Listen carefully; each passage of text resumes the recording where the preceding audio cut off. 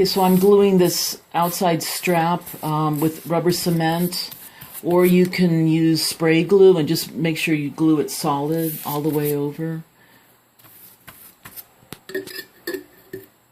Then glue your stays solid. Okay, now that I've glued my stays solid, I'm going to place them onto the outside pattern. You have to remember to leave that small gap between the two stays. And it's a 3/8 inch turn. But,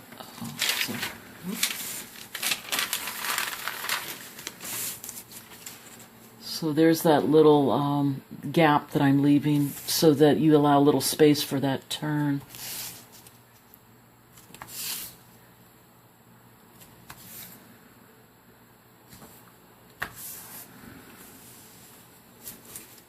And that's actually marked on the pattern, that amount of space. And then you just glue so you can turn these stays onto the strap. You glue on your stays so you'll have some glue to turn. So I actually did adjust my stay a little bit because I realized these straps are going to turn over a handle loop, so I need these to be nice finished edges. So I cut off about 3/8 inch off, but I'm going to be turning these all the way around, all the way around.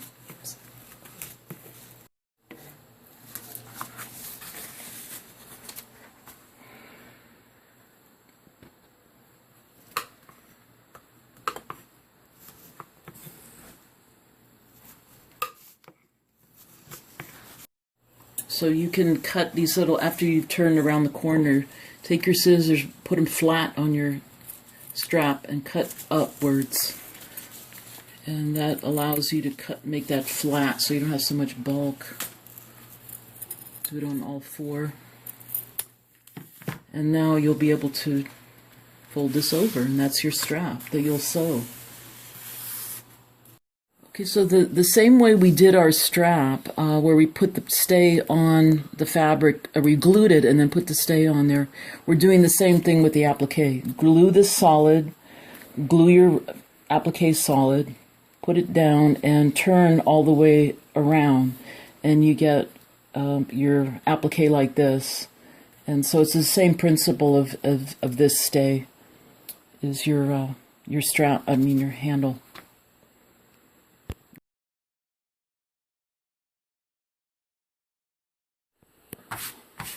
Okay, one other point. When you turn your tabs, you turn them all the way around and glued them and then turned them all the way around. When the top of your tab, do not turn the top of your tab. Leave that open. Leave that open and unturned so that when you sew across here, you catch the fabric for secure attachment.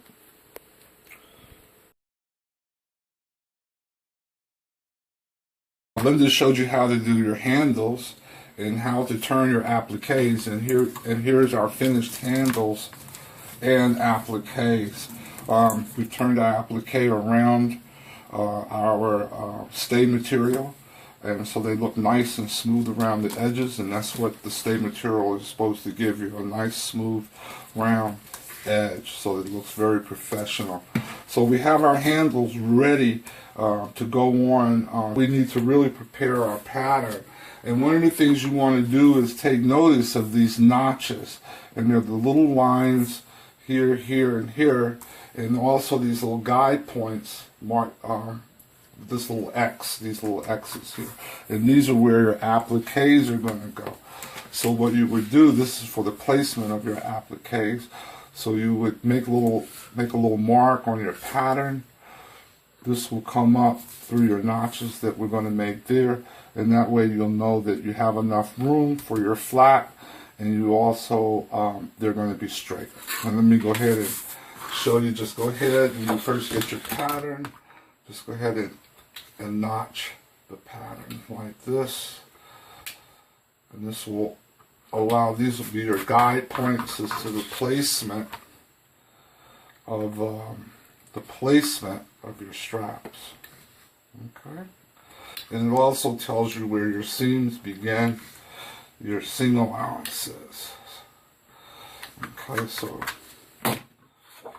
now this would be where your straps go, and this is your seam allowance right here where you'll be sewing. So now that we're ready, now the other thing we want to do is get ready for our either felt or pelin, and this will give, if you're using fabric, let me go ahead and get this out of the way. And if you're using fabric, your fabric can be rather thin and you want to add body. So what you'll do is you can go to your Joann's or wherever, or your fabric store, and get something called pelin, and it comes in 1,000 different weights. And you can figure out the weight that you would like to use for your bag as far as body. You may want it stiff, or you may want it soft, very, very soft and floppy. And this will help do that. You can also use felt, which is a little bit cheaper than this. Okay, now the other thing we need to do, because we're going to be turning this material like this over the top of our bag, and while we're the reason we're doing that is so that we have a nice smooth edge. So what we want to do to our stay, once we cut it out, is we're just going to trim this 3/8 right here off of our stay material, and this will act also not only give the bag body, but will also be allow this to be used as a turning stay at the same time. And so this is how you're going to be gluing this down before you put on your handles, because you want your handles to sew through this. So what I'm going to do is just go ahead and spot glue this. I don't want to really a solid glue, so I'm going to just lightly spot glue it, and this will kind of keep it in place and also allow it to move really nicely. Okay, and then you move this up out of the way, and hopefully I'll hit some of the glue spots, and we'll get a nice stick. Okay. Don't need much. The good thing about rubber cement is that as it cures, it tends to hold things in place very nicely. And then when we sew the bag together, that will also hold this in place. So now that we've got that, we're going to go down like this, put that in place, and then we're going to a little bit more rubber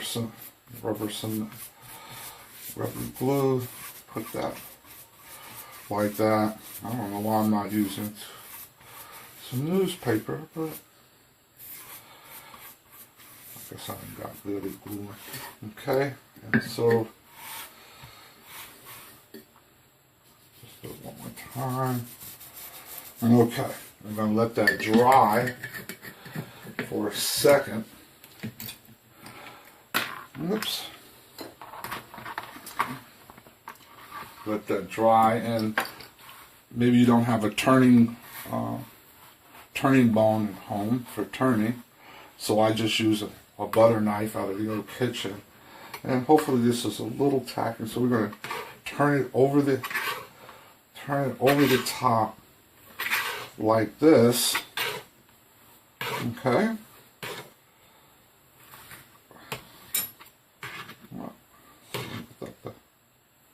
Stay down. We just want to hold everything in place. It's not a permanent glue.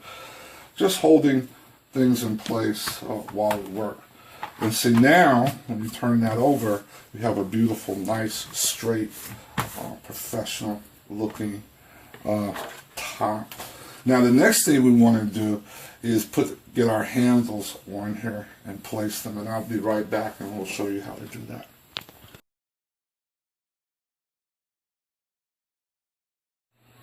Okay, what we need to do now is mark our front for the placements of our handles. And so what you do when you get your pattern is you take your pattern, and as you can see, I have these alignment little crosses here, and this allows you to pretty much place if you're using this applique, place the applique where you would like it to be, so that it be centering, and also give your flap room to go up and down and come out vertical, so that it's nice and straight. So what you do in this particular case, I have my little marks here, and I took my pattern and just taken awl or any sharp instrument and just poke a little hole there, and I use the inside part of the of my little cross, so that when I put my applique down, it will cover the mark. I've done that, and then I'm going to transfer those marks, those guide marks, to my material. And in this particular case, you can use, depending on the material, if it's leather, you can poke a little hole in it right there. If it's fabric, you can take your pencil and just go like this and make a little mark on your fabric, and this will give you a guide. And as you can see, I have my little points that came out right here. This will give you a guide, and then you simply cover up those points, make sure that it's vertical, and because you made your little marks on the other end, you can see that it's going to be right here. So you just put it up, make it vertical, and then at that point you go ahead and sew it in place. Now what I'm going to do is just put a little glue there to hold it in place while I sew. Put a little glue here on the back, and put a little glue right in between my guide points, just a little bit, not a whole lot. And the good thing about rubber cement is, in most cases, you can actually remove it without damage to the material. So we're going to let that dry. Put our glue in there, let that dry, and then we'll place that, and then we'll go sew it to the back. And so I'm going to go ahead and put this down like this. As you can see, it covers.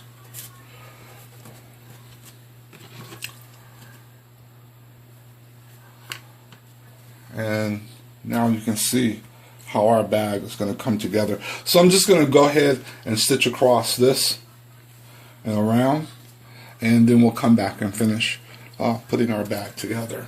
Okay.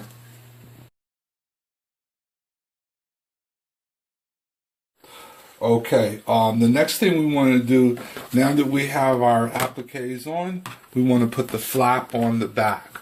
So this is going to be my back, and this is going to be the back, and so I'm going to put the flap on there. The first thing I did to prepare the flap is to put my stay in. This gives me something to guide and give the flap body. I've also turned my top edge, and I turned the top edge on my lining piece. So I'm going to put these pieces face to face, like that, good side to good side, like this. Turn it over, line it up, and then I'm going to sew around three sides. The side around the tip of the flap, and the other side. I've stitched around my stay because I have my seam allowance here, and then I trimmed a little bit away because when I turn this inside out, it could bulk up going around. So you'll have to determine that depending on the material that you have. So you can see where I stitched and followed my stay, because this is the actual shape of my flap.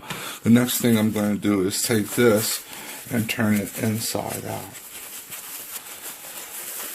Okay.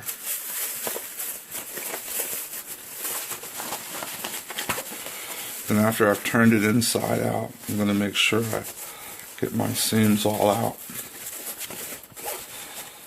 Okay.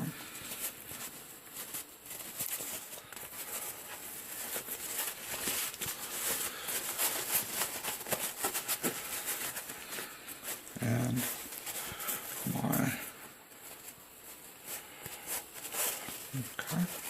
and here we have the beginnings of our flap.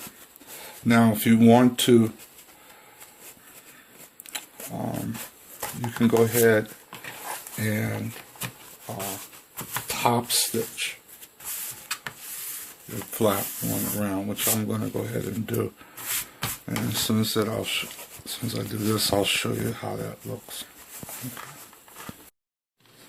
Since this is going to be my back, I'm going to take my pattern, and right here you have on your pattern the placement of your flap that's going to be on the back of your bag. So I've taken my awl and made a little puncture there in the corners where my pattern, and then I'm going to take that and mark it. You can barely see it here on my bag, but I can, and you have where this is going to line up so that it's in the bag. So now I'm going to just go ahead and put this in place and sew across. Put our flap on. I put one stitch across, but you can actually, if you would like to, go up a ½ inch, whatever, and then put a second stitch across. It really depends on you, the designer, whether you want that extra stitch there. The next thing we're going to do is sew on our gussets. And the first thing I want to do, because I want to be able to have a turn up here at the top of my gusset, I'm just going to cut this 3/8 of an inch off right here. Okay. Then I'm going to take and do my solid glue just to keep it in place with the rubber cement.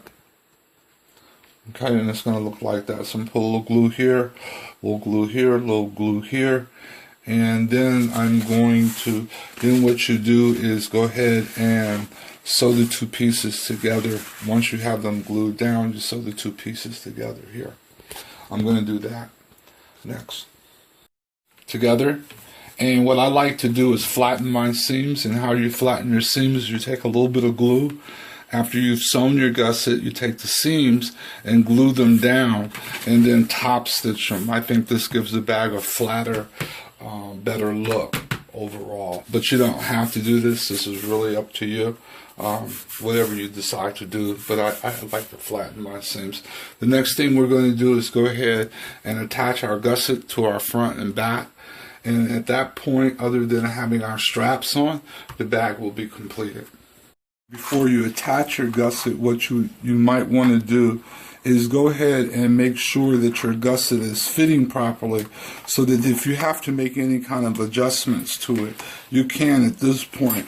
The easiest way to make adjustments, especially if your gusset comes up a little short, is to do some clipping around the corners.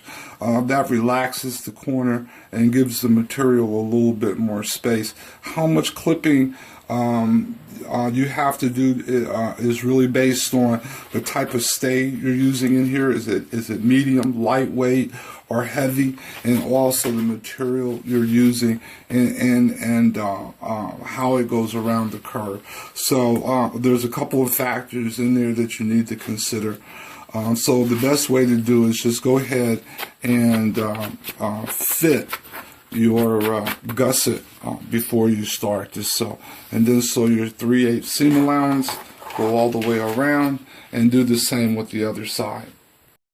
Okay, we've put on our gusset to our front and back. We're looking good here at this point.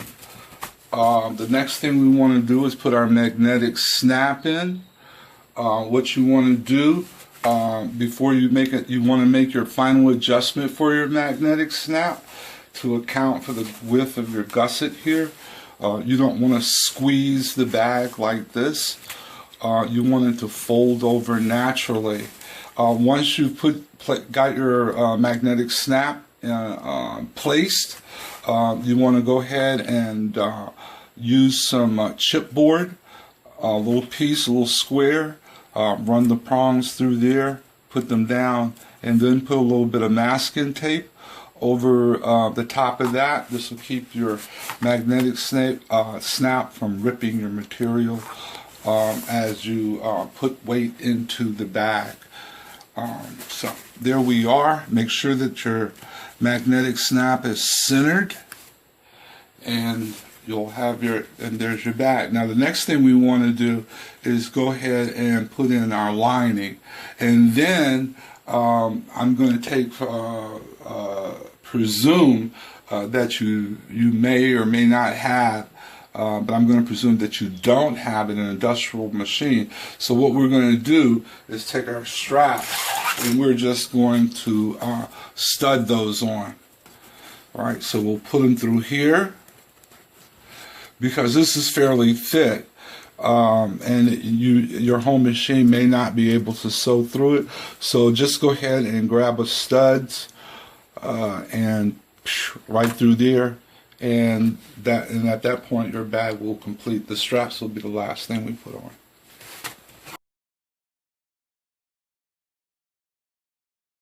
I took my pattern and I made my lining from the pattern. It fits pretty good. You may have to make a small adjustment depending on the material that you're using to make this bag.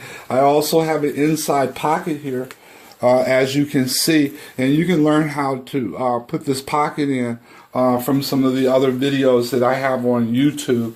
But other than that, that's it. We fitted that in, and then many of you probably have a home machine, and sometimes when you're making your straps and you sew across, it could be hard on your machine. So if it is hard on your machine, and here I just took some studs and put it in and give it a nice effect, gives the gold something to go with there, and in the end it turns out to be a really cute bag.